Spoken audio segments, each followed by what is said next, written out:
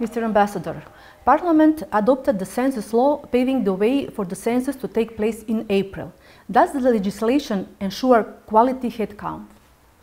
Thank you for your question. It is encouraging that some of the opposition parties supported the passing of this law, even if there was not full consensus. After almost 20 years, it is important that the country conduct a census, as this will allow governmental institutions to develop and implement policies for the benefit of the citizens based on up-to-date data. It is my understanding that the law was informed by the best practices and standards from various institutions with authority in the field, such as the UN Economic Commission for Europe and Eurostat. The opposition in the country demands electronic census. What are the experiences of OSCE participating states as regards organizing this operation? We do not have OSCE commitments on conducting census operations, and OSCE participating states use a variety of models. I can tell you that many participating states are planning to conduct census operations this year. These will be particularly challenging operations given the COVID-19 pandemic. It will be important for the government to put clear health and safety protocols in place to ensure the safety and health of field staff and surveyed households.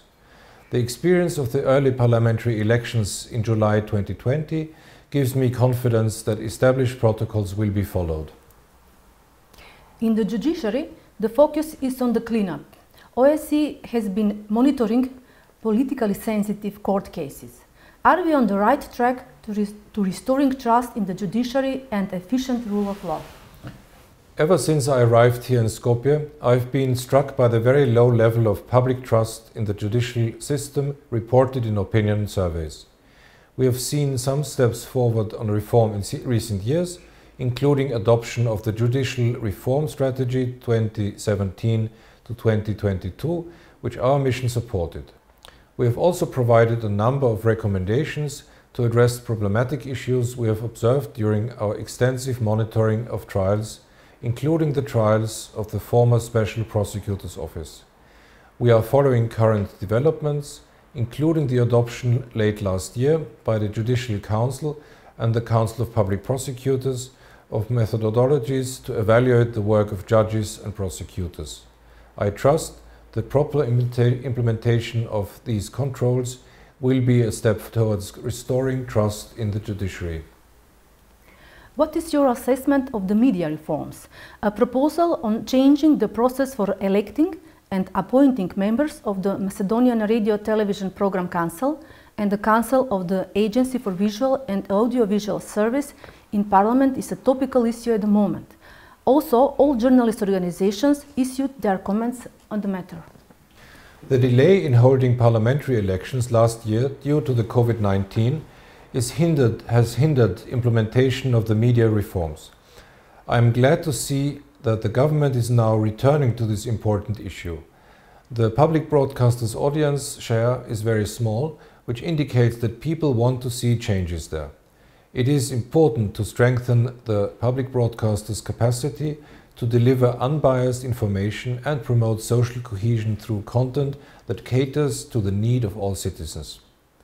Over the last few years, our mission has worked intensively to help increase the safety of journalists in this country. Although the media freedom rankings of North Macedonia are improving, we are witnessing a growing number of cases of cyberbullying and online attacks, especially against female journalists, particularly around election time. We plan to continue to work with law enforcement, the judiciary and media as they seek to deal with this threat to the free flow of reliable information that these citizens need so badly, given all of the misinformation and disinformation they are exposed to, particularly online. It's election year as the country is ahead of holding regular local elections. There were recommendations stemming from the previous parliamentary elections. Once again, there are announcements for a single electoral unit, open list, etc. Is it acceptable for the electoral legislation to be amended during an election year? According to ODIHR, it is advisable for electoral legislation to come into force at least 6 months ahead of an election so that institutions can prepare to implement the changes smoothly. Over the years, ODIHR has provided a significant number of recommendations to improve the election process in North Macedonia. In their final report on last year's early parliamentary elections, the ODIHR Special Election Assessment Mission made clear that there are still a number of issues in the legal framework for elections that need to be addressed. ODIHR does not recommend a specific electoral model, and OSCE participating states employ a wide range of different electoral models, as well as different systems for administering elections. Given the importance of these issues, we strongly support an inclusive process where all stakeholders can discuss their ideas for electoral reform that will strengthen the representation of citizens and thereby the legitimacy of elected officials. We are pleased that the Ministry of Justice has launched a working group on electoral code reform involving political parties and civil society groups with expertise on elections. Both our mission and ODIHR are participating in this working group. Last month, new members of the State Election Commissions were elected. Their first challenge is to organize and administer the local elections scheduled to take place in the autumn. Is the State Election Commission headed towards becoming a partisan rather than a professional body? The State Election Commission, SEC, has been a long-standing partner of both our mission and ODIHR. We expect that the new composition of the State Election Commission will carry out their duties in a manner that is fully consistent with existing legislation, rules and procedures, including the oath of office the members have signed. It is worth to mention that the SEC is not just the 7-member commission. It also includes the administrative staff, who have shown high levels of professionalism and dedication over the years. 2020 was marked by the coronavirus pandemic, which caused serious health and economic consequences worldwide. What kind of activities the OSCE is conducting to help the country handle the COVID pandemic that are in the line with the OSCE mission mandate? Already last spring, we donated personal protective equipment to the government for medical workers, for the police and other first responders. We also donated a car to the Tetovo branch of the Red Cross to allow them to provide support to vulnerable citizens living in remote areas, and donated safety kits for journalists so they could continue their important work informing the public during the pandemic. We also created an initiative to provide small grants to civil society organizations to help people in need and underserved groups of citizens, including people with disabilities, youth and the elderly, smaller communities, survivors of domestic violence and many others. In total, we provided more than 150,000 euros in grants to 11 organizations, which were selected from over 110 applicants through a competitive process. As you know, our mission has long supported reform and professionalization of both law enforcement and the judiciary. COVID-19 created significant challenges for both. In addition to providing protective equipment for the police, we delivered stress management training to police officers and members of the Chamber of Private Security Companies, whose members provide security of critical infrastructure. We also supported the National Association of Judges to develop protocols for safety holding trials during the pandemic and supported efforts to digitalize the court system. Last but not least, we supported the drafting of an analysis of the impact of the pandemic on men and women, which showed that the pandemic had a disproportionately negative effect on women. Having recognized this challenge during the initial stage of the crisis, we supported groups that operate helplines to report cases of domestic violence. The current Swedish chairpersonship pointed out gender equality in all aspects of the work of the organization and inclusion of the civil society as one of the top priorities. The Swedish Foreign Minister Ann Linde stressed that achieving comprehensive security throughout the region requires meaningful inclusion and empowerment of women.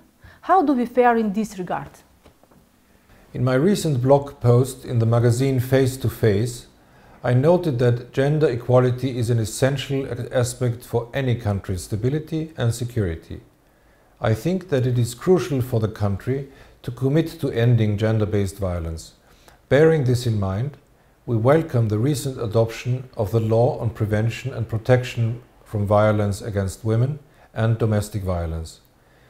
We were glad to see that the law gained cross-party support and are proud to have contributed to this process of drafting this important piece of legislation. Our mission is strongly committed to supporting women's empowerment and their increased participation in decision-making. In 2017, we launched a mentoring program for women in police, and last year we created a similar program for women working throughout the public administration. We believe these programs help the participants to grow professionally and to prepare them to take on more senior decision-making roles in the administration. The draft concept on reforms in the elementary education is a topical issue in the country at the moment. What is your opinion about these reforms? The education system is a reflection of society and demands of the labor market. It is one reason why it is necessary for the education system to be frequently re-examined. The results of the program for the International Student Assessment, both in 2015 and in 2018, show that the education system needs to place a stronger emphasis on enhancing competencies of graduates.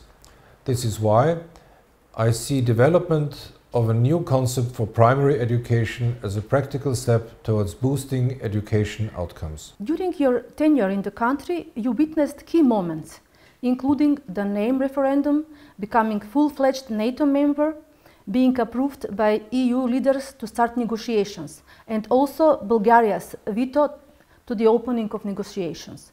Where do you see the future of the country?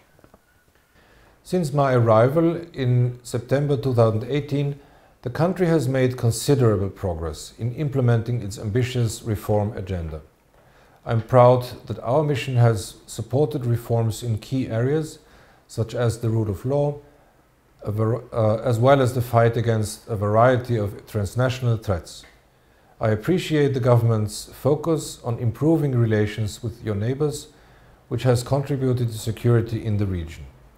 Going forward, I would encourage the country to continue on its reform path, to further improve its track record in areas such as combating corruption, promoting public administration reform, and fighting organized crime, all the while fostering a strong rule of law and independence of the judiciary.